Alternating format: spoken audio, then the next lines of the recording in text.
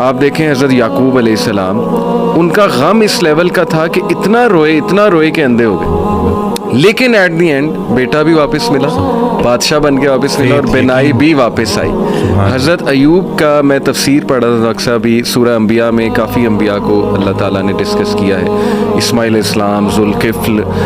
سلیمان، داؤد، سب کے بارے میں نا پھر اللہ کہتے ہیں کل من الصابرین، all of them were patient, اور اللہ تعالیٰ نے ان پہ رحمت کی۔ بہرحال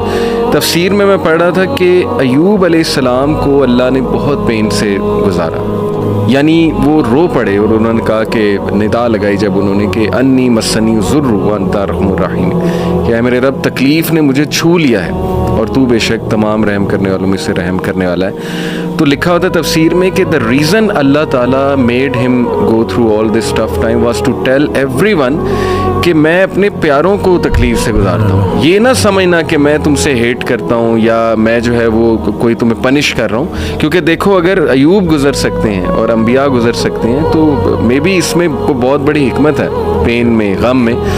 تو لیکن یہ کہ اینڈ میں ریلیف آیا، اللہ کہتے ہیں ہم نے اسے ریلیف دیا اپنے بندے کو، اس کے اولاد اسے واپس کی، وائف تو ساتھ تھی ہی لیکن یہ کہ اولاد بچھڑ گئی تھی۔ اسی طرح آپ دیکھیں زکریا علیہ السلام اولاد نہیں تھی، رو پڑے۔ مریم علیہ السلام کو ایک دن دیکھا کہ ان کے پاس پھل ہیں، بے موسمی پھل ہیں، تو دل میں خواہش کی اور نماز میں اللہ سے دعا کی کہ اللہ اگر تو بے موسمی پھل دے سکتا ہے تو مجھے اولاد بھی دے سکتا ہے، تو اس پہ قادر ہے۔ اور پھر یہ الفاظ کہ اللہ میں تجھ سے دعا کر کے کبھی مایوس ہوا ہی نہیں۔ تو آپ دیکھیں کہ اس وقت بچے دیے اور پھر وہ خود ہی حیران ہو گئے، یعنی آپ انسان کی حالت دیکھیں، پہلے خود ہی دعا کی،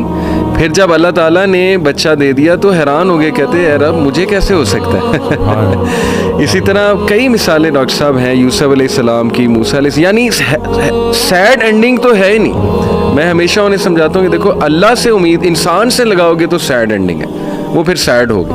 اللہ سے امید لگاؤ گے تو کوئی نہ کوئی ریپلیسمنٹ آ جائے گی، کوئی نہ کوئی راحت آ جائے گی، کہیں سے کچھ آ جائے گا۔